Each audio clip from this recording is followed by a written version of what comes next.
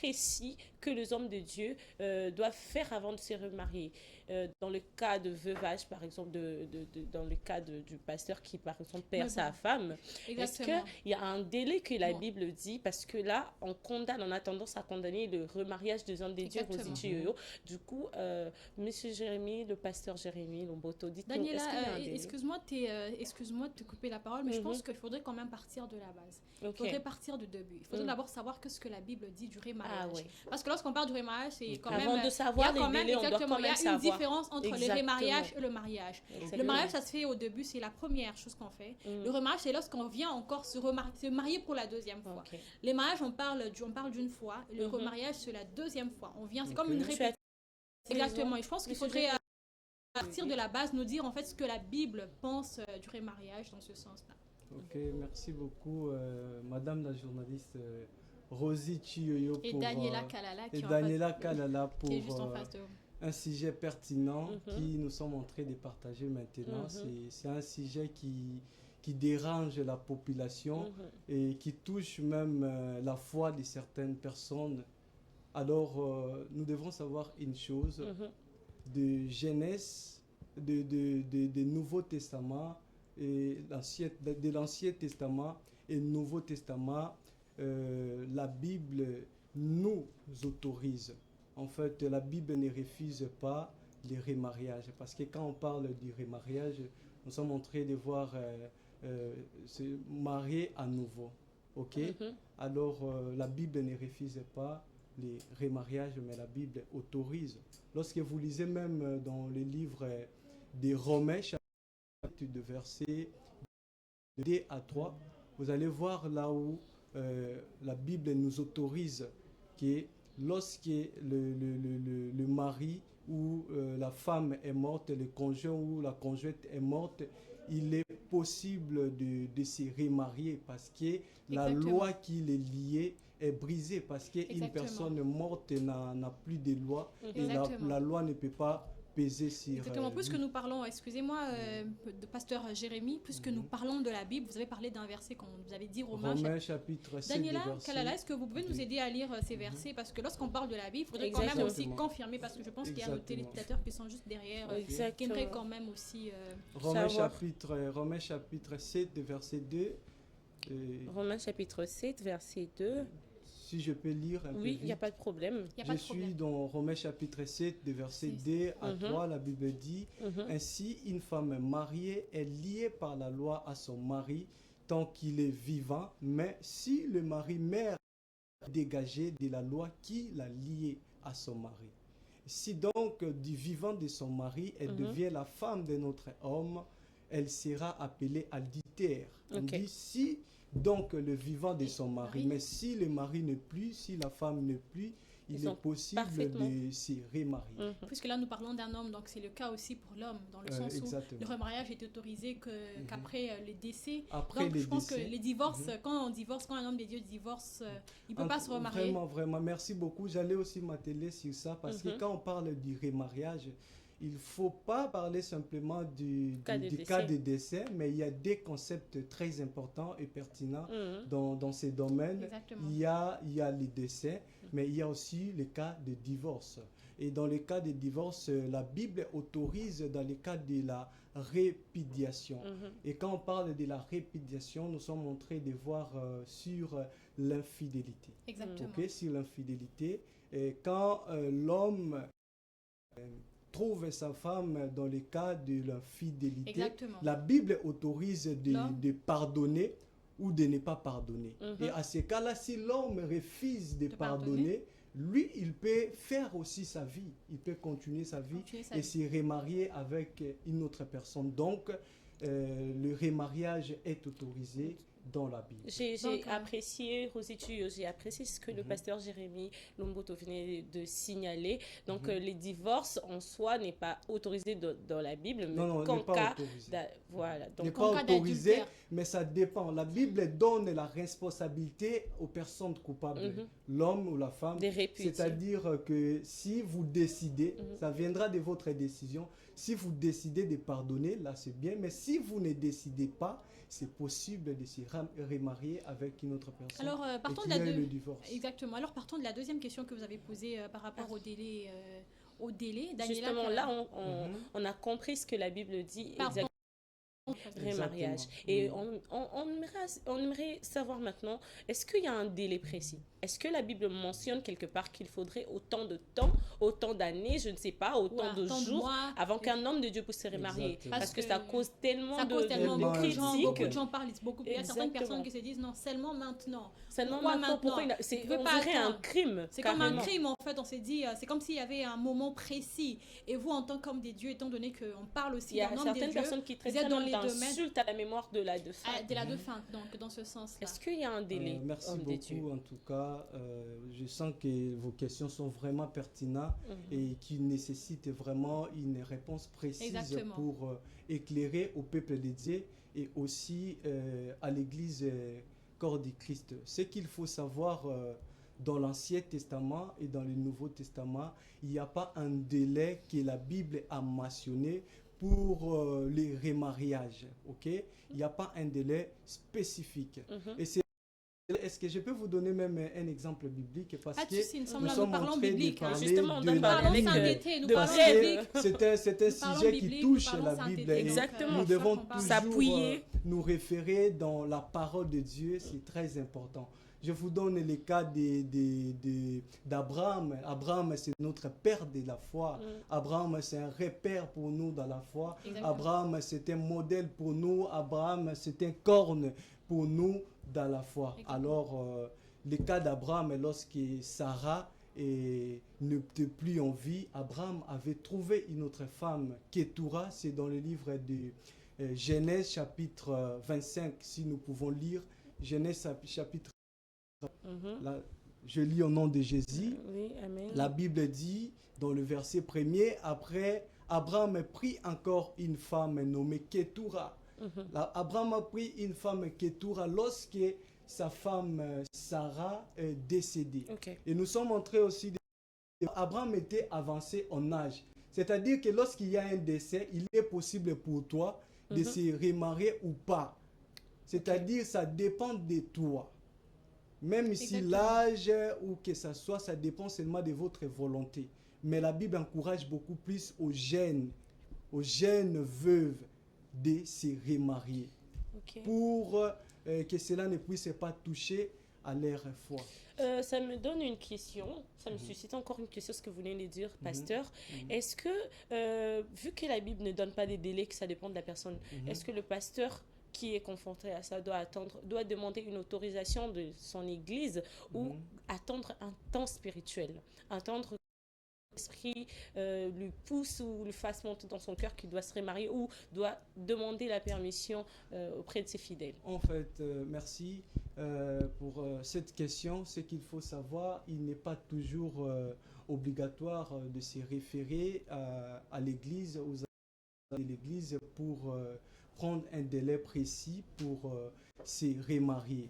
Mais il est important de consulter des conseillers spirituels, des autorités spirituelles pour vous orienter, des conseillers et des autorités spirituelles pour vous conseiller.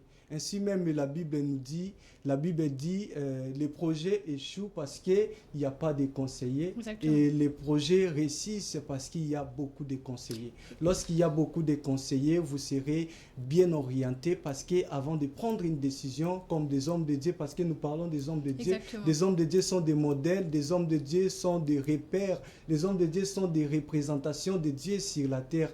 Alors, chaque décision, il faut savoir que si cette décision ne doit pas scandaliser la population et les fidèles, mais aussi l'Église et corps de Christ. Très important. Puisque nous parlons, parce que j'ai vu que cette question a plus suscité des réactions parce qu'on parle d'un homme de Dieu, la question que je me pose... poser aussi au pasteur pour avoir une question, avoir une réponse, allais-je dire, et de savoir en fait, la question est de savoir en fait pourquoi est-ce que on parle en fait, pourquoi est-ce que le remariage des hommes de Dieu suscite si souvent des débats dans la société, parce que c'est pas la première fois. Moi je connais un pasteur d'une église que je fréquentais, je crois que sa femme est morte à moins d'une année, je crois que c'était moins de 6 mois, il vient présenter une autre femme et ma première réaction était là, j'étais comme ça, j'étais là, étonnée, je me disais, c'était comme si C'était comme un crime. Moi, je pose la question que je me pose, pasteur, et de savoir, en fait, pourquoi est-ce que le remariage des hommes de Dieu suscite souvent des réactions comme ça. Les gens parlent, les gens disent comment est-ce que ça peut se faire, pourquoi, en fait, il faudrait savoir. Oui, bien sûr, ça doit toujours susciter des débats. C'est ce que je viens de dire. Je venais de dire que les hommes de Dieu sont des modèles. Les hommes de Dieu sont des repères. Les hommes de Dieu sont nos repères. Donc, pour marcher bien, nous devons référer à eux. Et voilà pourquoi ces débats-là doivent susciter toujours des débats. Ils sont comme des repères. Donc, c'est pourquoi les gens se disent, ils doivent être parfaits. Est-ce que les hommes de Dieu... Est-ce que le fait de se remarier, c'est être imparfait? Non. Vraiment. Est-ce que le fait de se remarier, c'est juste une question comme ça? Alors, tu as justement raison, parce que c'est un sujet quand même qui choque. Un peu comme tu as dit, ta réaction était pourquoi? En mode pourquoi? Avant, sitôt, même pas une année, alors, même pas 6 mois. On oublie souvent qu'ils ont la chair et ils se doivent d'être de modèles, donc ils se doivent de ne pas commettre des bêtises. Ça doit susciter beaucoup de débats en raison des attentes culturelles et religieuses, pour les respects de deuil et de défunt. C'est-à-dire que lorsqu'une personne n'est plus là, pour l'amour que vous portez en elle, on doit quand même sentir en vous une culpabilité d'avoir perdu un être cher, un être important et un être qui est une aide. Ça, c'est du côté du point de vue. Moi, je pense que chaque personne, désolé pasteur, excusez-moi de vous couper la parole, mais moi, je pense que chaque personne, en fait, a sa façon de gérer ses problèmes. Il y a d'autres personnes, comme par exemple, il y a d'autres personnes qui se disent, non, moi, je viens de perdre ma femme, je ne peux pas me remarier. J'ai une tante, depuis qu'elle a perdu son mari, une très belle femme, elle a perdu son mari très jeune, mais jusqu'à présent, elle est célibataire. Elle ne s'est jamais remariée, elle n'a jamais fréquenté parce qu'elle se disait, elle aimait tellement son mari qu'elle ne sait pas comment est-ce que pourra aimer une autre personne. Mais il y a des gens qui se disent, moi je suis le genre de personne, je ne saurais pas rester seule. Je me dis, je ne saurais pas rester seule. En plus j'ai des enfants aussi, je dirige un ministère, surtout pour un homme de Dieu. Un homme de Dieu qui dirige un très grand ministère. Je crois qu'il a sûrement besoin d'une personne, surtout d'une femme aussi qui marche dans la même vision que lui.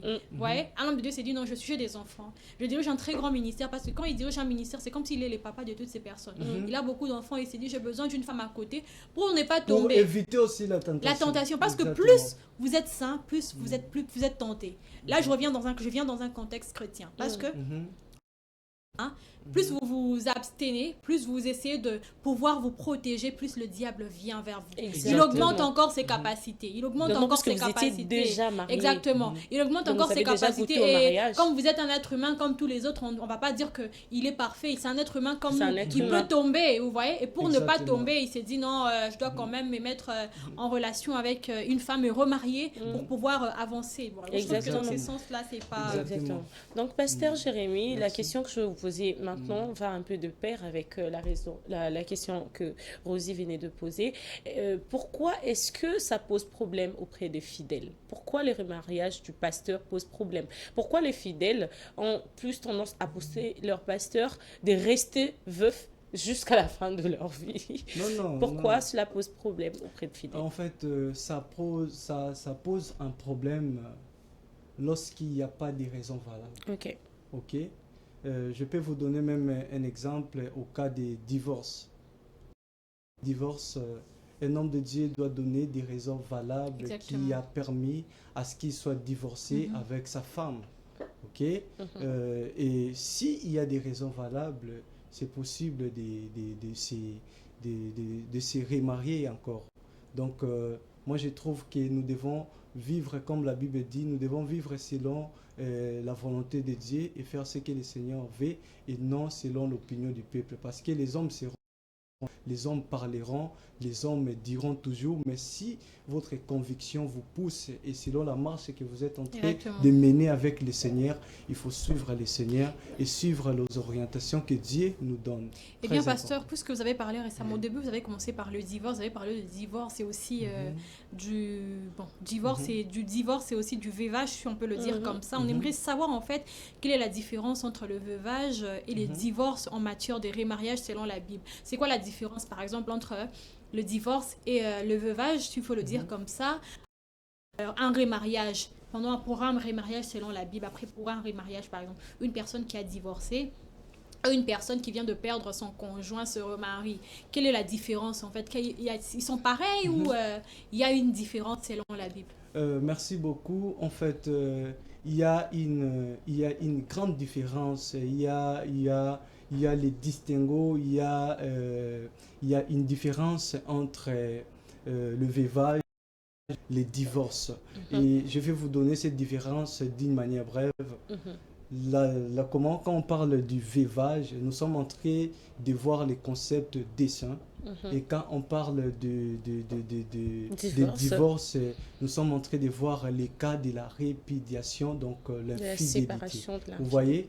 Donc, le divorce, il y a l'infidélité. Et dans le veuvage, nous sommes en train de voir les cas de dessein ou la mort. Donc, c'est ça la différence qui existe entre les deux concepts. Et dans ces deux cas, vous avez dit que le pasteur est libre de se remarier quand il veut. Il est libre de se remarier. Selon la Bible, dans le verset que je vous avais donné, le passage biblique de Romains chapitre 7, des versets 2 à 3, là c'est pour le cas de dessein.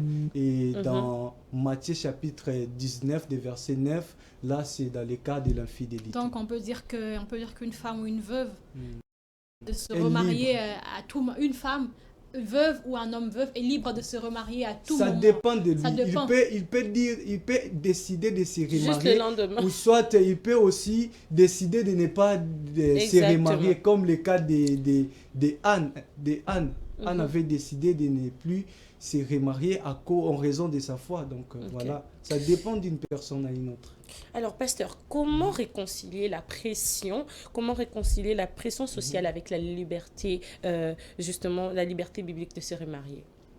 Parce que il y a une grande pression, une grande pression, c'est qui fait en sorte que même certains pasteurs ont peur. Il y a même certains pasteurs un homme des face à cette pression, ils se disent que non, je peux quand même perdre certains fidèles parce qu'ils vont penser sur. Il y a même de l'hypocrisie qui s'installe. De l'hypocrisie parce que le fait en fait de refuser de faire quelque chose à cause de la pression, c'est aussi être hypocrite d'une manière ou d'une autre. Et alors, à votre niveau, en fait, comment est-ce que, comme elle vient de le dire, comment réconcilier en fait cette pression sociale avec la liberté biblique?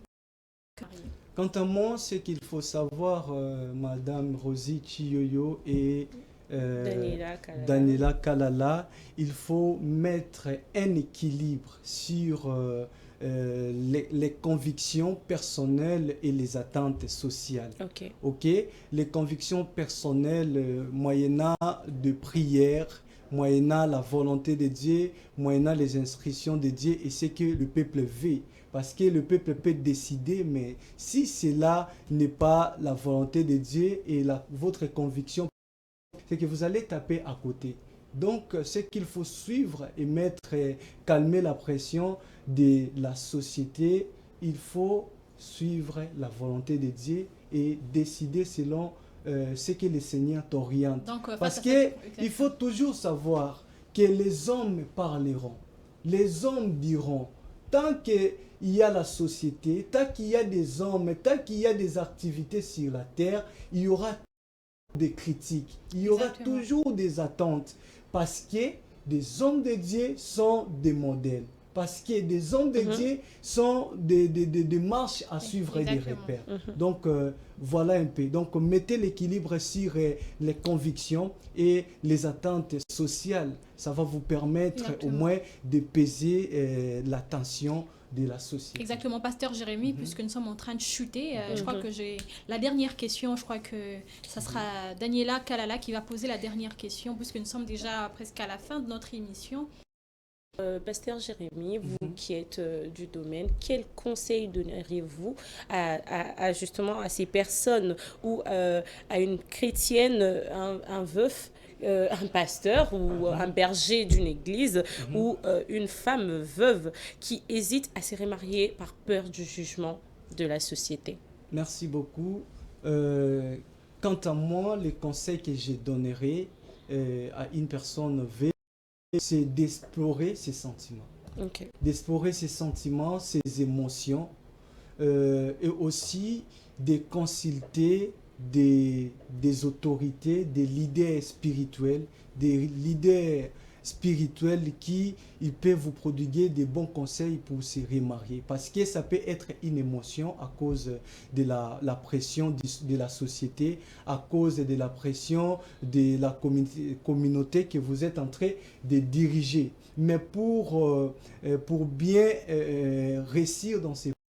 Il faut toujours que votre conviction personnelle soit en marche et aussi avoir de bons conseillers dans ces domaines très importants.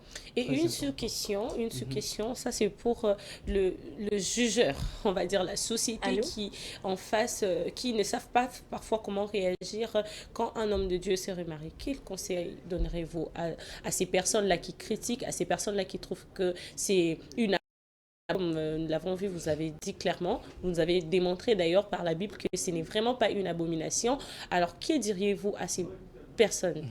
En fait, quant à moi, je dirais à toute personne qui critique les hommes de Dieu, à toute personne qui parle négativement sur les hommes de Dieu, frères et sœurs, ce qu'il faut savoir, c'est un message que je suis en train de passer, c'est un message que je suis en train d'adresser à tout le monde, que les hommes de Dieu ne sont pas nos ennemis, les hommes de Dieu sont des personnes.